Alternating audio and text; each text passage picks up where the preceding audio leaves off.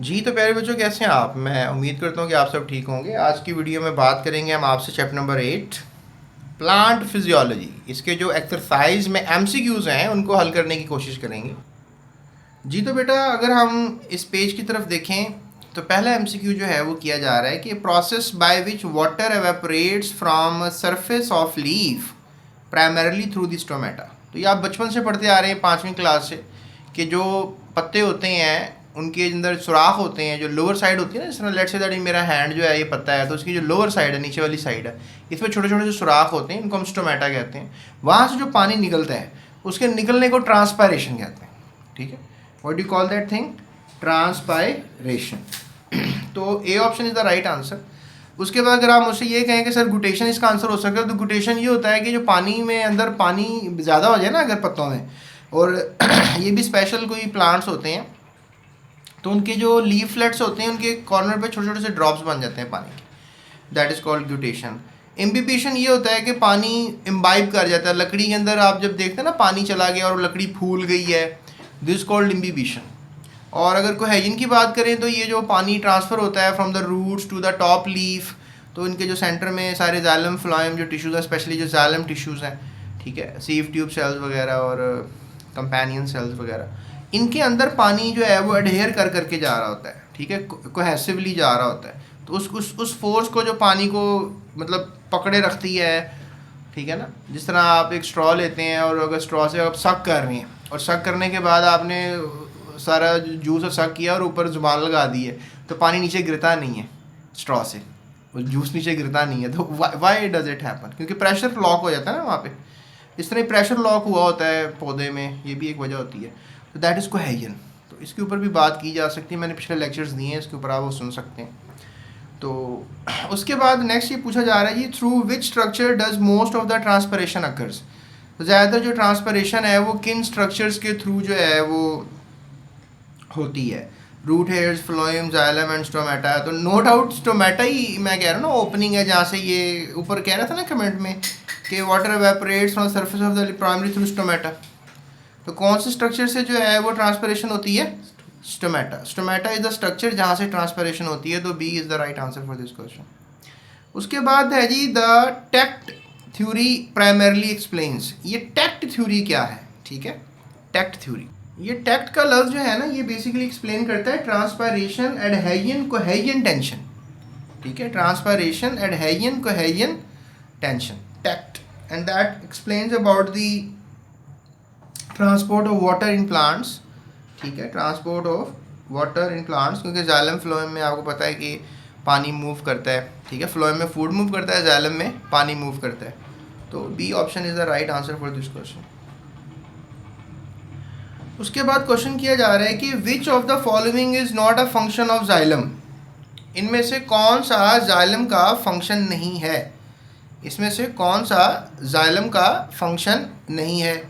तो आप कह लें कि जो चौथा पॉइंट है, ठीक है, चौथे पॉइंट का जो आंसर है that is basically transport of food.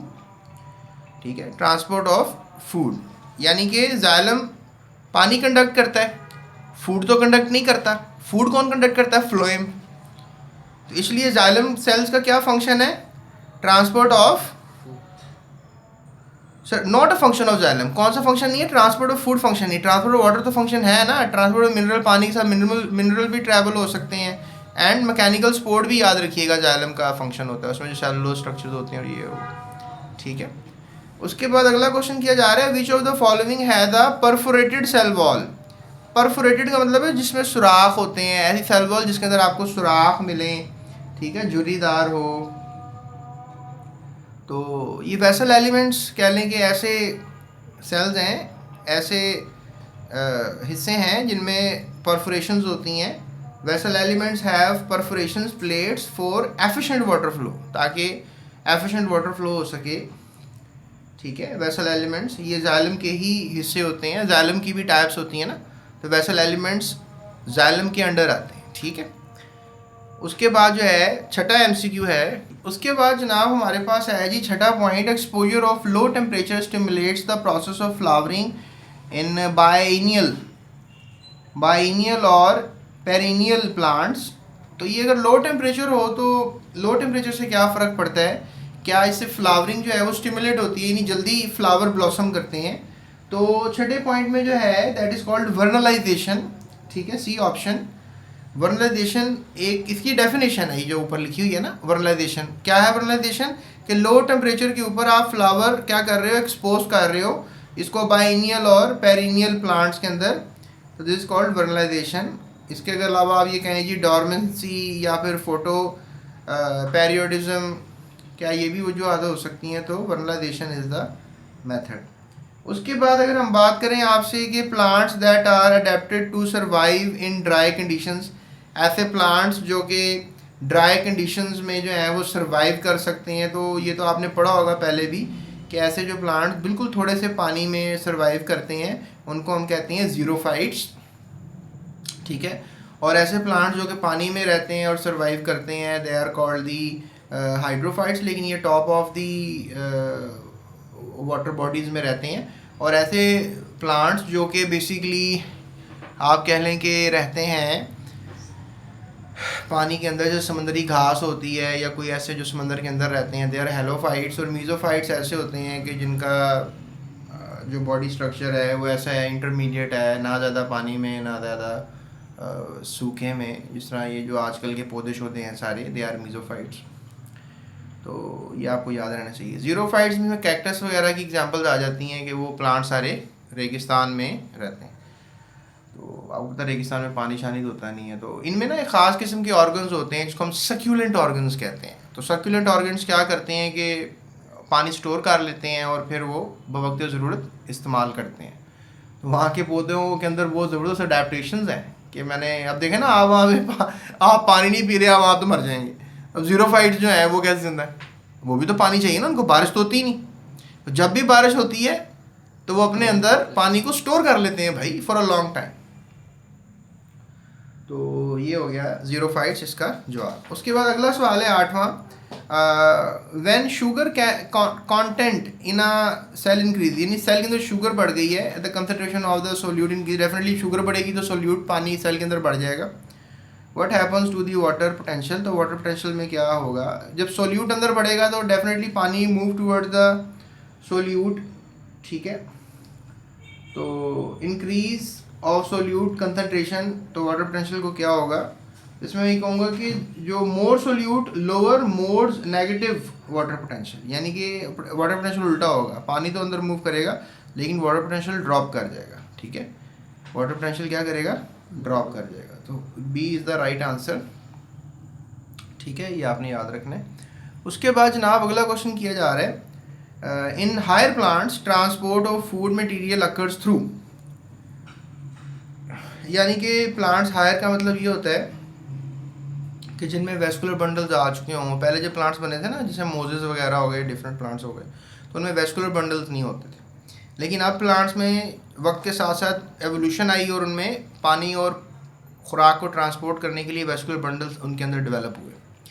तो हायर प्लांट्स उन्हीं को कहते हैं, ट्रांसपोर्ट फूड मटेरियल थ्रू। तो आप खुद भी समझ गए बात को, तो दैट इज़ बेसिकली फूड की ट्रांसपोर्ट का पूछा जा रहा है, that is basically sieve tubes के थ्रू। ये फ्लोएम टिश्यूज़ होते हैं, ये सीव ट्यूब सेल्स जो होते हैं फूड को ट्रांसपोर्ट करते हैं, याद रखिएगा। मैंने आपको बताया था ना भी कंपेनियन सेल्स होते हैं, ये वेसल एलिमेंट्स होते हैं, ये पानी को ट्रांसपोर्ट करते हैं, जाइलम टिश्यूज़ होते हैं। और सीव ट्यूब्स जो होते हैं ये क्या करते हैं, फूड को ट्रांसपोर्ट करने का काम करते हैं। और याद रखो फूड को स्टोर करने का काम भी हो रहा होता है, लेकिन we are not talking about that. उसके बाद 10वां एमसीक्यू है, the plant hormone which inhibits the stem and root growth, ऐसा प्लांट का हार्मोन जो उसकी स्टेम को ग्रो ही नहीं होने देगा और उसकी रूट को ग्रो नहीं होने देगा, and that is very interesting question. तो याद रखें वो इथाइलिन है, ठीक है। इथाइलिन को आप जो है ना वो इथीन भी कहते हैं, याद रखिएगा। इथीन का फॉर्मूला सबको ही आता होगा ना,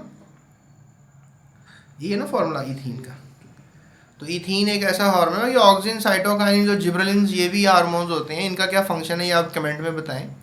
उसके बाद नेक्स्ट है जी, the leaves of some hydrophytes float on the surface of the water, यानी कुछ हाइड्रोफाइट के पत्ते पानी पे फ्लोट कर रहे हैं। हाइड्रोफाइट ना भी बताया था ना, हाइड्रोफाइट्स होते हैं, मीजोफाइट्स होते हैं, हेलोफाइट्स होते हैं। हाइड्रोफाइट्स के पत्ते फ्लोट कर रहे हैं किसके ऊपर, पानी पे। वाटर लिली वगैरह ना इसकी एग्जांपल है, वाटर लिली सुना होगा। In such a leaf stomata are found. अब मैंने अभी आपको कहा था थोड़ी देर पहले कि स्टोमेटा नीचे मिलते हैं, lower the epidermis, lower epidermis, upper epidermis में नहीं मिलते। लेकिन इनमें हाइड्रोफाइट्स में डिफरेंट है। इनके जो स्टोमेटा होते हैं ये ऊपर वाली सरफेस के ऊपर होते हैं, ठीक है। इनके स्टोमेटा जो है कहाँ मिलेंगे आपको, अपर सरफेस में मिलेंगे, ठीक है। तो इसका मैं रीज़न भी आपको ये दूंगा कि लोअर साइड क्योंकि पानी में होती है और जो अपर साइड है वहाँ पे स्टोमेटा मिलेंगे, और ये बहुत ज़्यादा पानी इवेपोरेट करते हैं, क्योंकि पानी के अंदर तो होते हैं ना, तो पानी बहुत ज़्यादा इवेपोरेट करें क्या फ़र्क पड़ता है, इनको तो इतना पानी की मसला नहीं होता इनके लिए, ठीक है। सो इसका जवाब होगा बी ऑप्शन, अपर एपिडर्मिस, ठीक है। बी ऑप्शन पे निशान लगा लें।